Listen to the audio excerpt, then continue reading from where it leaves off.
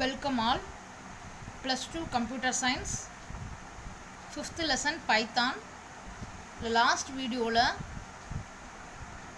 உள்ளீடு வெளியீட்டு செயற்கூறுகள் அதாவது input of print of அப்படின்ற ரெண்டு செயற்கூறுகள் பற்றி பார்த்தோம்.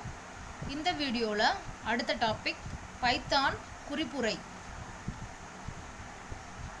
பைத்தான் குறிப்புரைன்னு சொன்னோன்னே நமக்கு நினைவுக்கு வர வேண்டியது இந்த ஹேஷ் சிம்பிள். இந்த சிம்பிளுக்கு பேர் என்ன? ஹேஷ் அப்படின்ற ஒரு சிம்பிள். இந்த சிம்பிளை பார்த்த உடனே நமக்கு இன்னொன்று நினைவுக்கு வர வேண்டியது நோட்ஸ். அப்படின்னா என்ன அர்த்தம்? குறிப்பு. நம்ம எழுதியிருக்கக்கூடிய பைத்தான் ப்ரோக்ராம், அந்த ப்ரோக்ராமை பற்றின டீட்டெயிலோ அப்படி இல்லைன்னா அதை எழுதுன ப்ரோக்ராமரை பற்றின டீட்டெயிலோ இருக்கலாம். எதில்? இந்த ஹேஷ் சிம்பிள் போட்டதில். அதுதான் பைத்தானோட குறிப்புரை அப்படின்னு சொல்லிட்டு சொல்லுவாங்க.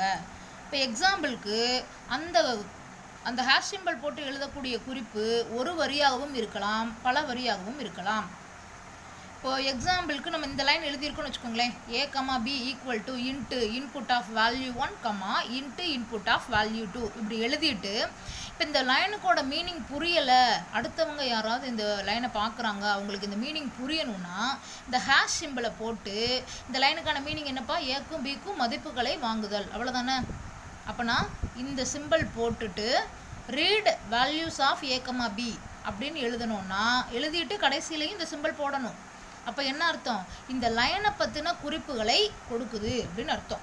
எதுக்காக போடுறோன்னு இப்போ புரிஞ்சிச்சா? இப்போ ஹேஷ் சிம்பிள் ஏன் போடுறோம்? அது ஒரு குறிப்புக்கானது. அது ஒரு வரியாகவும் இருக்கலாம், பல வரிகளாகவும் இருக்கலாம். இப்போ ப்ரோக்ராம் பற்றின டீட்டெயில் அப்படின்னா நான் அந்த சொல்லிட்டேன். என்னது? இந்த லைனுக்கான மீனிங் இது மாதிரி எத்தனை லைனுக்கு வேணாலும் நம்ம மீனிங் எழுதிக்கலாம். அடுத்து ப்ரோக்ராமர் டீட்டெயில்னால் என்ன? இது ப்ரோக்ராமை எழுதினவங்க யார், எந்த டைமில் எழுதுனாங்க, அப்புறம் என்ன ஓஎஸ் யூஸ் பண்ணி எழுதுனாங்க, எதுக்காக இந்த ப்ரோக்ராம் எழுதுனாங்க, அந்த மாதிரி டீட்டெயிலெலாம் எழுதுறது இந்த ப்ரோக்ராமரோட டீட்டெயில்ஸ் எழுதுறதுக்கு ஈக்குவல். ஓகே, முடிஞ்சு. நெக்ஸ்ட் ஹெட்டிங் உள்தள்ளல். அப்படின்னா என்ன? இண்டென்ட். இங்கிலீஷில் இண்டென்ட் அப்படின்னு சொல்லுவாங்க. இப்போ நார்மலாக C++, ஜாவா இதுலேயுமே இந்த உள்தள்ளல் உண்டு. அப்படின்னா என்ன அர்த்தம்? இஃப் அப்படின்னு எழுதியிருக்கோமா, இது வந்து ஒரு தொடரியல், இது நமக்கே தெரியும். இஃப் அப்படின்றது ஒரு டெசிஷன் மேக்கிங் ஸ்டேட்மெண்ட், கட்டுப்பாட்டு அமைப்புன்னு வரும்னு நினைக்கிறேன். Okay, right. Decision making statement, தேர்வு கட்டுப்பாட்டு ஒரு தொடரியல் அப்படின்னு நீங்கள் படிச்சிருப்பீங்க. ஃபார்ன்றது லூப்பிங் ஸ்டேட்மெண்ட், மடக்கு தொடரியல் அப்படின்னு படிச்சிருப்பீங்க. ஓகே, இந்த இஃப்னு போட்டுட்டு கொஞ்சம் உள்ளே தள்ளி தானே அடுத்த லைன்லாம் எழுதுகிறோம். இந்த ஓப்பன் ப்ரேஸ் க்ளோஸ் ப்ரேஸ் கண்டிப்பாக இருக்கணும் C++ இதெல்லாம் எழுதும்போது. இந்த ஃபார் மடக்குக்கும் ஃபார்னு போட்டுட்டு இந்த சிம்பிள் வந்து ரொம்ப முக்கியம். ஆனால் பைத்தானில் எந்த ஒரு சிம்பிளுமே போட வேண்டியது தேவையில்லை. இடைவெளி மற்றும் தத்தல்கள் இருந்தால் போதுமானது. ஸ்பேஸ் மட்டும் விட்டு எழுதணும்ப்பா, இந்த சிம்பிள்லாம் இல்லாமல். எக்ஸாம்பிளுக்கு இஃப்னு போட்டு இங்கே ஒரு கண்டிஷன் இருக்குன்னா இங்கே ஓப்பன் ப்ரேஸ் க்ளோஸ் ப்ரேஸ் எதுவுமே வேண்டாம். இந்த கொஞ்சம் தூரம் அளவுக்கு ஸ்பேஸ் தள்ளி பிரிண்ட் ஏ அப்படின்னு கொடுக்கலாம். பட் இன்னொரு கண்டிஷன் என்ன அப்படின்னா, இப்போது இஃப் அப்படின்னு போட்டு அதுக்கு கீழே ஒரு 10 லைன் எழுதுகிறோம், அது இஃப் ஸ்டேட்மெண்ட்டுக்குரியது. அப்படி இல்லைன்னா ஃபார்னு போட்டு அதுக்கு கீழே ஒரு 5 லைன் எழுதுகிறோம், அது ஃபார் ஸ்டேட்மெண்ட்டுக்குரியதாக இருந்ததுன்னா ஒவ்வொரு லைனும் ஒவ்வொரு அளவில் ஸ்பேஸ் இருக்கக்கூடாது, எல்லாமே ஒரே அளவில் தான் அந்த இடைவெளி இருக்கணும். இப்போ எக்ஸாம்பிளுக்கு இங்கே நான் எழுதியிருக்கேன், ஃபார்னு போட்டுட்டு இங்கே ஒரு கண்டிஷன் இருக்கேன், எழுதினதுக்கப்புறம் அதுக்கு கீழே எழுதக்கூடிய ஃபார் ஸ்டேட்மெண்ட்டுக்கு கீழே இருக்கக்கூடிய லைனு, அந்த கூற்றுகள் ப்ரோக்ராமில் நிரலில் இருக்கக்கூடிய ஒவ்வொரு வரியுமே கூற்று அல்லது கட்டளை என்று அழைக்கப்படுகிறதுன்னு சொல்லியிருக்கேன் ஆரம்பத்திலேயேவும். ஒரு லைன் இங்கேக்குள்ளே, ஒரு லைன் இங்கே ஸ்டார்ட் பண்ணுது, ஒரு லைன் இங்கே ஸ்டார்ட் பண்ணுது, ஒரு லைன் இந்த மாதிரி எழுதுனா அது தப்பு, சின்டாக்ஸ் எரர் காட்டும். அதுக்கு பதிலாக இந்த மாதிரி ஃபார்னு போட்டு இங்கே ஒரு கண்டிஷனோ ஏதாவது போட்டுட்டு அதுக்கு கீழே எழுதக்கூடிய லைன்லாம் ஒரே இடத்துல ஸ்டார்ட் பண்ணணும், ஒரே அளவில் ஸ்டார்ட் பண்ணணும். இதுதான் உள்தள்ளல். ஓகே, நெக்ஸ்ட்டு வில்லைகள் அப்படின்னு சொல்லி ஒரு ஹெட்டிங். இது ஆல்ரெடி C++லே படிச்சிருப்போம். ஒரு நிரலின் மீச்சிறு தனித்த அலகு, ஒரு நிரலில் இருக்கக்கூடிய மிகச்சிறு தனித்த அலகுன்னா என்ன அர்த்தம்? அதில் இருக்கக்கூடிய ஒரு புள்ளி முதற்கொண்டு ஒரு அலகு, ஏன்னு எழுதுனா அது ஒரு அலகு. Okay, right. அந்த மாதிரி இருக்கக்கூடிய ஒவ்வொன்றுமே வில்லைகள் என்று அழைக்கப்படுகிறது. சரி, அந்த வில்லைகள் எத்தனை வகைப்படும்? 5 வகைப்படும். குறிப்பெயர்கள், சிறப்பு சொற்கள், செயற்குறிகள், வரம்புக்குறி, நிலையுறு. இதில் முதல் 2 டைப் மட்டும் இப்போ பார்க்கலாம், மீதியெல்லாம் அடுத்த வீடியோவில் பார்க்கலாம்.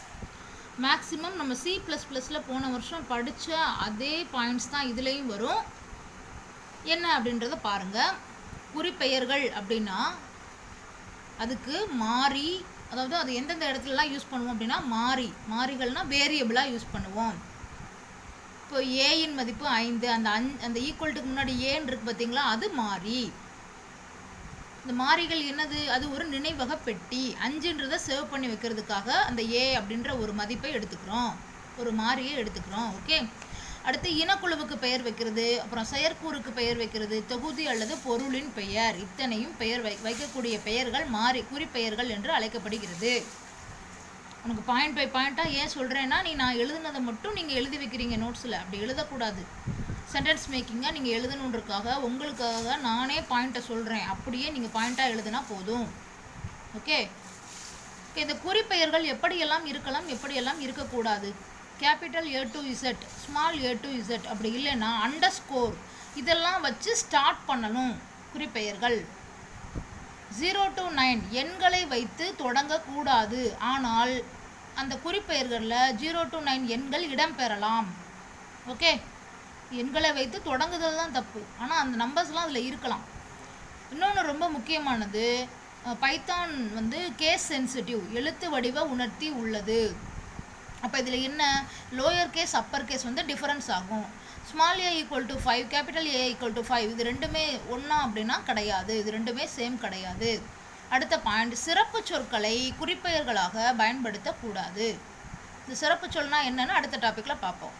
அது மாதிரி இந்த மாதிரி சிம்பிள்ஸ் வருது பார்த்தீங்களா, comma, comma, minus, plus, percentage, dollar simple, இந்த மாதிரி இருக்கக்கூடிய சிம்பிள்ஸ் எதுவுமே குறிப்பெயரில் வரக்கூடாது. இப்போ எக்ஸாம்பிள் ஏ அப்படின்னு எழுதுனா அது ஒரு குறிப்பெயராக எடுத்துக்கிடுவாங்க. அடுத்து ஏஜ், கிளாஸு, _A, இந்த மாதிரிலாம் கொடுத்தோன்னா இது சரியான குறிப்பெயர்கள். அதே மாதிரி 1A, அடுத்து name, dollar simple, class -A, இந்த மாதிரிலாம் கொடுத்தா இது தவறான குறிப்பெயர்கள். எதற்காக தவறான குறிப்பெயர்கள், எண்களில் குறிப்பெயர்கள் ஆரம்பிக்கக்கூடாது, ஆனால் இங்கே 1Aன்னு ஆரம்பிச்சிருக்காங்க, ஸோ இது தப்பு. அடுத்து நேம், டாலர் சிம்பிளே வரக்கூடாது, ஸோ இந்த குறிப்பெயரும் தப்பு. அடுத்து கிளாஸ் -A, அண்டர்ஸ்கோர் மட்டும்தான் வரணும், மைனஸ் அப்படின்றது வரக்கூடாது, ஸோ இதுவும் தப்பு. ஓகே. அடுத்த டாபிக் சிறப்பு சொற்கள். இந்த சிறப்பு சொற்கள் அப்படின்றது நிரல் பெயர்ப்பிக்கு புரிகின்ற சொற்கள். அப்படின்னா என்ன, நிரல் பெயர்ப்பினா நம்ம சொல்கிறது கம்ப்யூட்டருக்கு புரியாது, ஏன்னா கம்ப்யூட்டருக்கு 0s and 1s தான் புரியும். ஸோ நம்ம எழுதக்கூடிய ப்ரோக்ராமை கம்ப்யூட்டருக்கு புரிஞ்ச மொழியில் மாற்றி கொடுக்கும். அடுத்து கம்ப்யூட்டர் கொடுக்கக்கூடிய அந்த வெளியீடை நமக்கு புரிந்த மொழியில் மாற்றி கொடுக்கும். அதுதான் நிரல் பெயர்ப்பி, ஏற்கனவே உங்களுக்கு நடத்தியிருக்கு. அந்த நிரல் பெயர்ப்பிக்கு புரிகின்ற சொற்கள் தான் சிறப்பு சொற்கள். இதை என்ன செய்யக்கூடாது, குறிப்பெயர்களாக பயன்படுத்தக்கூடாது. மொத்தம் புக்கில் ஒரு 33 வேர்ட்ஸ் கொடுத்துருப்பாங்க சிறப்பு சொற்களா. சிறப்பு சொற்கள் என்றால் என்ன கொஸ்டின் கேட்டாங்கன்னா என்றால் என்னன்னு எழுதிட்டு எக்ஸாம்பிளுக்கு ஒரு 4-5 வார்த்தை எழுதிக்கோ. ஓகே. நெக்ஸ்ட் கிளாஸில் பார்க்கலாம். தேங்க்யூ.